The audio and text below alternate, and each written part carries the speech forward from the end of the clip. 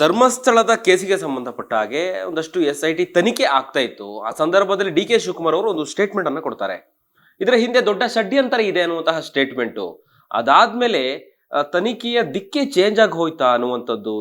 ಈಗಿನ ಬೆಳವಣಿಗೆ ನೋಡಿದ್ರೆ ಒಂದ್ ಕಡೆ ಸುಜಾತಾ ಭಟ್ ಅವರ ಹೇಳಿಕೆ ಉಲ್ಟಾಯ್ತು, ಅಂದ್ರೆ ನನ್ನ ಮಗಳೇ ಅಲ್ಲ ಅನ್ನೋ ರೀತಿಯಲ್ಲಿ ಆಗೋಯ್ತು. SIT ತನಿಖೆನೂ ಕೂಡ ಒಂದ್ ಕಡೆ ಆಗ್ತಿದೆ.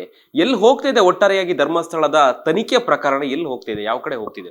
ಕರೆಕ್ಟ್.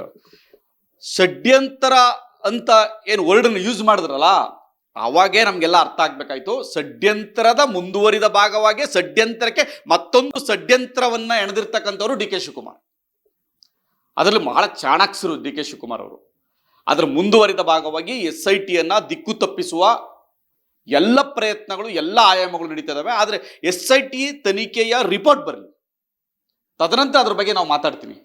ಕಾರಣ ಏನಪ್ಪ ಅಂದರೆ, DK ಶಿವಕುಮಾರ್ ಯಾವ ಮಟ್ಟದ ಷಡ್ಯಂತ್ರದಲ್ಲಿ ಭಾಗವಹಿಸಿದ್ದಾರೆ, ರಾತ್ರೋರಾತ್ರಿ ಯಾರ ಜೊತೆ ಕಾಲ್ ಮಾತಾಡಿದ್ದಾರೆ, ಯಾರ ಜೊತೆ ಲಿಂಕ್ ಇಟ್ಕೊಂಡಿದ್ದಾರೆ, ಯಾವ್ಯಾವ ನಾಯಕರ ಜೊತೆ ಒಡನಾಟವನ್ನು ಇಟ್ಕೊಂಡಿದ್ದಾರೆ, ಈ SITಯನ್ನು ಯಾವ ರೀತಿ ಮುಗಿಸೋ ಪ್ರಯತ್ನ ಪಡ್ತಿದ್ದಾರೆ, ಇದ್ರ ಎಲ್ಲವೂ ಸತ್ಯವೂ ಕೂಡ ಶ್ರೀ ಕ್ಷೇತ್ರ ಧರ್ಮಸ್ಥಳದ ಮಂಜುನಾಥ ಮತ್ತು ಅಣ್ಣಪ್ಪ ಸ್ವಾಮಿಯವರೇ ಹೊರಗೆಳೆಯುತ್ತಾರೆ. ಅದ್ರ ಬಗ್ಗೆ ನೀವು ಡೌಟೇ ಬೇಡ.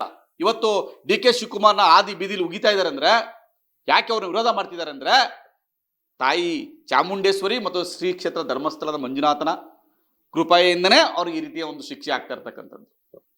ಅವರು ಒಬ್ಬ ಜವಾಬ್ದಾರಿ ಸ್ಥಾನದಲ್ಲಿರ್ತಕ್ಕಂಥವ್ರು. ಹೇಳಿಕೆಯನ್ನು ಕೊಡಬೇಕಾದ್ರೆ ಅಥವಾ ಒಂದು ತೀರ್ಮಾನವನ್ನು ತೆಗೆದುಕೊಳ್ಬೇಕಾದ್ರೆ ಭಾಳ ಗಟ್ಟಿಯಾಗಿ, ಭಾಳ ಜನಪರ ತೀರ್ಮಾನವನ್ನು ತೆಗೆದುಕೊಳ್ಬೇಕು. ಎಲ್ಲೋ ಒಂದು ಕಡೆ ಅವರೆಲ್ಲ ಒಂದು ಕಡೆ ರಾತ್ರಿ ರಾಜಕಾರಣವನ್ನು ಬಿಡಬೇಕು ಅನ್ನೋದು ನನ್ನ ಮನವಿ. ಓಕೆ. SIT ತನಿಖೆ ಅಂದ್ರೆ ಮಾಡಿರೋ ಸರ್ಕಾರನೇ ರಚನೆ ಮಾಡ್ತು. SIT ತನಿಖೆಯನ್ನ ಪ್ರಕರಣವನ್ನೇ ಅಂದ್ರೆ ಟೋಟಲ್ ಒಂದು ತನಿಖೆಯ ದಿಕ್ಕನ್ನೇ ತಪ್ಪಿಸಿರುವಂತದ್ದೇ ಅಥವಾ ಯೂಟರ್ನ್ ಮಾಡಿರುವಂತದ್ದೇ ಕಾಂಗ್ರೆಸ್ನ ಕೆಲವೊಂದು ಲೀಡರ್ ಅನ್ನುವಂತಹ ಒಂದಷ್ಟು ಆರೋಪ ಇದೆ ಸರ್, ಏನ್ ಹೇಳ್ತೀರಿ? ಸತ್ಯ ಇದು 100ಕ್ಕೆ 100 ಭಾಗ. ಕೆಲವು ಆಯ್ದ ನಾಯಕರುಗಳು ಇದರಲ್ಲಿ ಇನ್ವಾಲ್ವ್ಮೆಂಟ್ ಇದ್ದಾರೆ, ಅವರು ಕೊಲ್ಯೂಡೆಡ್ ಆಗಿದ್ದಾರೆ, ಅದರಲ್ಲಿ ಡೌಟೇ ಬೇಡ. ಕೆಲವು ರಾತ್ರಿ ನಾಯಕರ ಜೊತೆ ಅವರು ಸಂಬಂಧವನ್ನು ಇಟ್ಕೊಂಡು ಈ ಪ್ರಯತ್ನವನ್ನು ಮಾಡಿದ್ದಾರೆ. ಪ್ರಯತ್ನದ ಮುಂದುವರಿದ ಭಾಗ ಆಗ್ತಾ ಇದೆ ಅಂತ ನಮ್ಮ ಗಮನಕ್ಕೂ ಇದೆ. ಆದರೆ ಒಂದಷ್ಟು ಸಮಯ ಮತ್ತು ರಿಸಲ್ಟ್ ಬರೋವರೆಗೂ ಕಾಯಬೇಕು ಅಂತ ನಾವು ಕಾಯ್ತಾ ಇದ್ದೀವಿ. ಅದರ ನಂತರ ಅದರ ಇನ್ಫ್ಯಾಕ್ಟ್ ಏನು, ಮತ್ತು ಅವ್ರು ಮಾಡಿರ್ತಕ್ಕಂಥದ್ದು ಯಾವ ರೀತಿಯ ಷಡ್ಯಂತ್ರವನ್ನು ಮಾಡಿದ್ದಾರೆ ಅನ್ನೋದು ಖಂಡಿತ ಸತ್ಯ ಗೊತ್ತಾಗುತ್ತೆ ಮೇಡಮ್. ಯಾವುದೇ ಕಾರಣಕ್ಕೂ ಈ ನಾಡಲ್ಲಿ ಇವತ್ತಿನ ಸಮಾಜದಲ್ಲಿ ಯಾವ ಷಡ್ಯಂತ್ರವನ್ನು ಮಾಡಿ ತಪ್ಪಿಸ್ಕೊಳ್ಳಿಕ್ಕೆ ಸಾಧ್ಯನೇ ಇಲ್ಲ. ಧರ್ಮಸ್ಥಳದಲ್ಲಿ ಹಾಗಾದ್ರೆ ನೂರಾರು ಹೆಣಗಳನ್ನ ಹೂತಿಡ್ಲಾಗಿದೆ ಅನ್ನುವಂತಹ ಆರೋಪದ ಪ್ರಕರಣ ಇದನ್ನು ಕೂಡ ಹಳ್ಳ ಹಿಡಿಸ್ತಾರಂತೀರ ಹಾಗಾದ್ರೆ? ನೋಡಿ, ಸೌಜನ್ಯ ಪ್ರಕರಣ ಇರ್ಬೋದು, ಆನೆ ಮಾವುತ ನಾರಾಯಣ ಮತ್ತು ಯಮುನಾ ಅವ್ರ ತಂಗಿ ಪ್ರಕರಣ ಇರ್ಬೋದು, ಅನೇಕ ಹಿಂದೆ ನಡೆದಿರ್ತಕ್ಕಂಥ ಪ್ರಕರಣಗಳು ಹೇಗೆ ಹಳ್ಳ ಹಿಡಿದಿದೆಯೋ ಅದರ ಮುಂದುವರಿದ ಭಾಗ ಈ ಪ್ರಕರಣವು ಹಳ್ಳ ಹಿಡಿಯೋ ಪ್ರಯತ್ನ ನಡೀತಾ ಇದೆ. ನೀವು ಅವತ್ತು ಹಳ್ಳ ಹಿಡಿದೇ ಹೋಗಿದ್ದಿದ್ರೆ ಸೌಜನ್ಯ ಪ್ರಕರಣ, ನಾರಾಯಣ ಪ್ರಕರಣ ಕರೆಕ್ಟಾಗಿ ತನಿಖೆ ಆಗಿ ಸರಿಯಾದ ರೀತಿಯಲ್ಲಿ ಇನ್ವೆಸ್ಟಿಗೇಷನ್ ಆಗಿ ಯಾರು ಆರೋಪಿತರಿದ್ರು ಅವರ ಶಿಕ್ಷೆಗೆ ಒಳಪಟ್ಟಿದ್ರೆ ಇವತ್ತಿನ ಈ ಚರ್ಚೆ, ಇವತ್ತಿನ ಈ ತನಿಖೆ, SIT ತನಿಖೆ ಅವಶ್ಯಕತೆನೇ ಇರಲಿಲ್ಲ. ಅಲ್ಲಿ ಲೋಪ ಆಗಿರೋದ್ರಿಂದನೇ, ಜಡ್ಜ್ಮೆಂಟಲ್ಲಿ ಲೋಪದ ಬಗ್ಗೆ ಬಹಳ ಸ್ಪಷ್ಟವಾಗಿ ಉಲ್ಲೇಖ ಮಾಡಿರೋದ್ರಿಂದನೇ ನಿಮ್ಗೆ ಅರ್ಥ ಆಗುತ್ತೆ ಇಲ್ಲಿ ಲೋಪ ಆಗಿದೆ ಅಂತ. ಈಗ ಅದರ ಮುಂದುವರಿದ ಭಾಗನೇ SITಯಲ್ಲೂ ಒಂದಷ್ಟು ಲೋಪ, ಒಂದಷ್ಟು ದುರುದ್ದೇಶ, ಒಂದಷ್ಟು ಒತ್ತಡ, ಒಂದಷ್ಟು ಭ್ರಷ್ಟಾಚಾರ ಆಗಿದೆ ಅಂತ ನಮ್ಗೆ ಅನಿಸ್ತಾ ಇದೆ.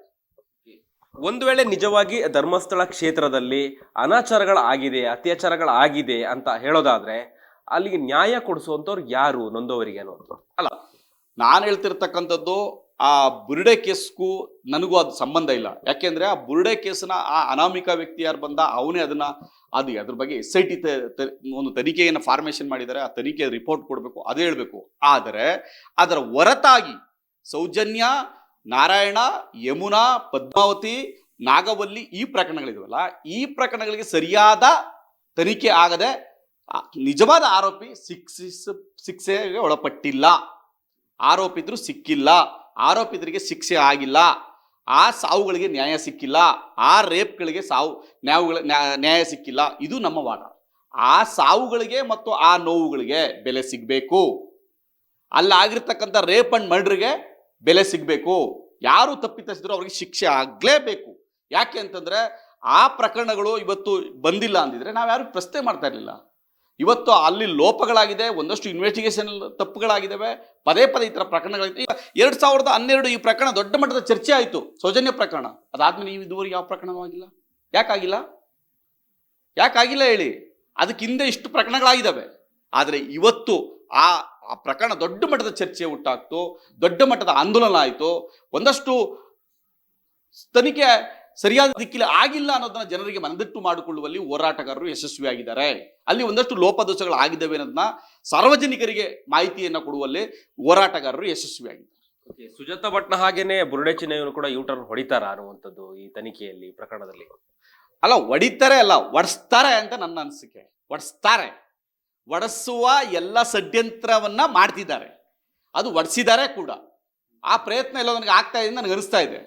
ಮೇ ಬಿ ಅದ್ರ ಬಗ್ಗೆ ನಾನೇನು ಹೇಳೋಕ್ಕಾಗಲ್ಲ. ಯಾಕೆಂದರೆ SIT ಅವ್ರ ಬುರುಡೆ ಕೇಸನ್ನು ಅವನು ಸುಪ್ರೀಂ ಕೋರ್ಟ್ಗೆ ಹೋದ, ಸುಪ್ರೀಂ ಕೋರ್ಟಿಂದ ಜ್ಯೂರಿಸ್ಡಿಕ್ಷನ್ ಮ್ಯಾಜಿಸ್ಟ್ರೇಟ್ ಮುಂದೆ ಹೋಗಿ ಮ್ಯಾಜಿಸ್ಟ್ರೇಟ್ ಮುಂದೆ ಸ್ಟೇಟ್ಮೆಂಟ್ ಮಾಡಿದ್ದಾನೆ. ಆ ಸ್ಟೇಟ್ಮೆಂಟ್ಗೆ ಅವನೇ ಬದ್ಧ.